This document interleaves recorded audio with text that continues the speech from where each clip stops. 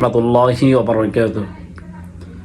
সলাতুত তাসবিহ নামাজ আদায় করার নিয়ম কি এবং কিভাবে পড়তে হয় আমি একটি ভিডিওতে বলেছিলাম। এই ভিডিও অতি শীঘ্রই চলে আসবে। সহজভাবে আমি আপনাদেরকে বলে দিব। অনেকে অনেকভাবে বলে, হয়তো আপনারা বুঝতে পারেন না। আমার ভিডিওটা শুরু থেকে শেষ পর্যন্ত দেখবেন, ইনশাল্লাহ আপনাদের বুঝে আসবে ইনশাল্লাহ। প্রথমে বলতে চাই, সলাতুত তাসবিহ নামাজের ফজিলত কি।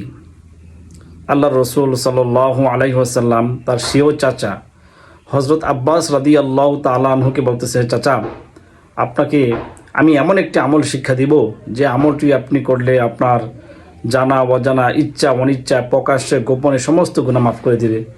তখন চাচা বলতেছে, ইয়া রাসূলুল্লাহ, অবশ্যই আপনি আমাকে এটা বলে দেন।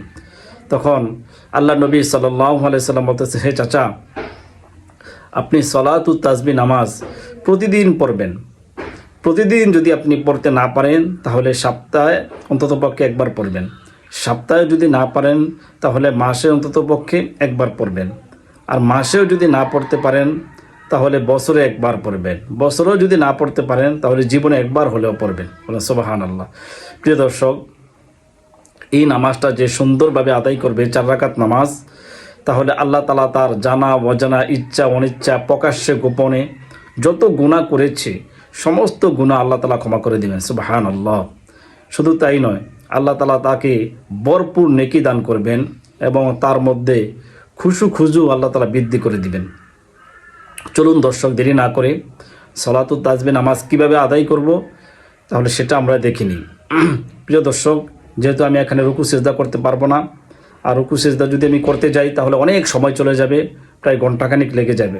তাই সংক্ষিপ্ত আকারে আপনাদেরকে আমি নিয়মটা বলে দিচ্ছি।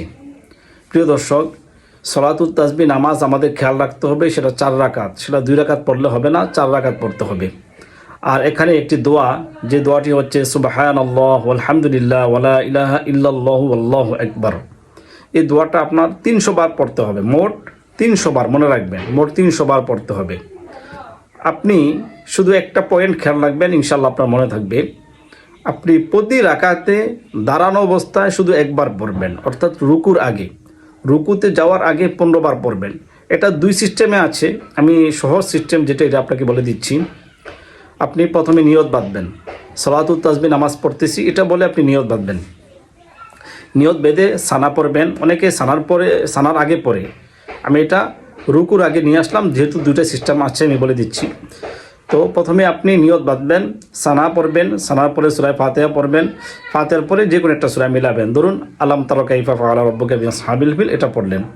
পরে আপনি এখন পড়বেন সুবহানাল্লাহ আলহামদুলিল্লাহ ওয়ালা ইলাহা ইল্লাল্লাহু আল্লাহু আকবার, সুবহানাল্লাহ আলহামদুলিল্লাহ ওয়ালা ইলাহা ইল্লাল্লাহু আল্লাহু আকবার। এভাবে 15 বার পড়বেন এবং নিয়ত বেঁধে আপনি ইশারায়, আঙ্গুলের ইশারায় পড়বেন। হ্যাঁ, এভাবে নিয়ত বেঁধে আঙ্গুলের ইশারায় এভাবে 5 বার করে এভাবে আপনি পড়বেন। এভাবে 15 বার। এই যে দাঁড়ানো অবস্থায় শুধু 15 বার গেল, আপনার কোনো পেস লাগবে না। তারপর আপনি রুকুতে চলে গেলেন। রুকুতে যে সুবহান রাব্বিয়াল আযীম, সুবহান রাব্বিয়াল আযীম 3 বার পরে ওখানে 10 বার পড়বেন। এই গেল কতবার? 15 আর 10 25। তো ওখান থেকে রুকু থেকে দাঁড়ানো অবস্থা 10 বার পড়বেন, তাহলে হলো 35।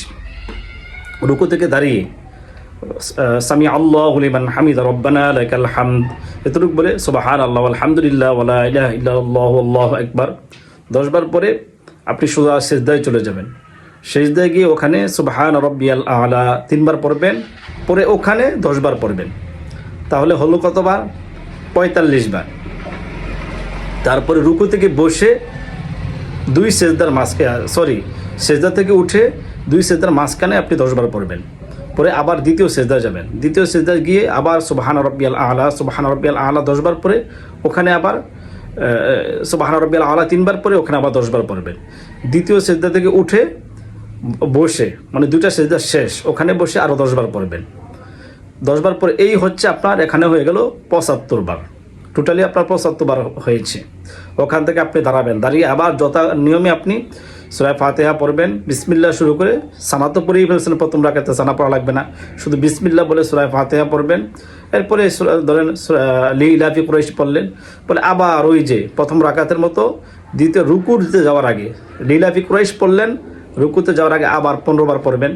এভাবে রুকুতে 15 বার পরে যাওয়ার আগে 15 বার পড়বেন, তারপরে রুকুতে গিয়ে সুবহান রাব্বিয়াল আযীম ওখানে 3 বার পরে ওখানে 10 বার পড়বেন, আবার রুকু থেকে দাঁড়িয়ে পড়বেন, অর্থাৎ প্রতিটা স্টেপে আপনার পড়তে হবে। হ্যাঁ, প্রতিটা স্টেপে পড়বেন। এভাবে আপনি যথা নিয়মে রুকু থেকে সেজদায় যাবেন, সেজদায় গিয়ে 2 সেজদার মাঝখানে 2 সেজদার মধ্যেও পড়বেন, 2 সেজদার মাঝখানে বসে পড়বেন। তবে একটা পয়েন্ট দর্শক খেয়াল রাখবেন, সেটা হলো যে 2টা বৈঠক করবেন। আত্তাহিয়াতু প্রথম বৈঠক শুধু আত্তাহিয়াতু, এবং শেষ বৈঠকে আত্তাহিয়াতু। 2 বৈঠকের আগে 10 বার পড়বেন। হ্যাঁ, বৈঠকের পরে কোনো পড়া নাই, বৈঠকের আগে পড়বেন। প্রিয় দর্শক, সংক্ষিপ্ত আকারে হয়তো আপনাদেরকে বোঝাতে পেরেছি। যদি কেউ না বুঝেন আমার কমেন্টে আপনারা জানাবেন, আর আমার পেজটি ফলো করবেন। এই হলো 300 বার, অর্থাৎ প্রতি রাকাতে দাঁড়ানো অবস্থায় আপনি 15 বার পড়বেন। আর সেটা কখন পড়বেন? রুকুতে যাওয়ার আগে। আর রুকুতে পড়বেন, রুকু থেকে দাঁড়িয়ে পড়বেন, তারপরে সেজদায় যাবেন, প্রথম সেজদায় পড়বেন, প্রথম সেজদা থেকে উঠে বসে পড়বেন, আবার দ্বিতীয় সেজদায় যাবেন, দ্বিতীয় সেজদা থেকে উঠে আবার বসে পড়ে তারপর দাঁড়াবেন। এভাবে প্রত্যেকটা সেজদা থেকে দ্বিতীয় সেজদার পরে আপনার পড়তে হবে, এবং আত্তাহিয়াতুর আগে পড়তে হবে। আত্তাহিয়াতুর পরে দুরূদ শরীফ পড়ে দোয়া মাসুরা পড়ে লাস্ট বৈঠকে সালাম ফিরাবেন। আত্তাহিয়াতুর পরে কোনো পড়া নাই, আত্তাহিয়াতুর আগেই দোনো বৈঠকে। প্রিয় দর্শক, আশা করি বুঝতে পেরেছেন। তারপর যদি কারো কোনো সমস্যা থাকে ইনশাল্লাহ কমেন্টে জানাবেন। মোট 300 বার পড়বেন। আমরা জীবনে একবার হলেও ইনশাল্লাহ পড়ার চেষ্টা করব। আসসালামু আলাইকুম রহমতুল্লাহ।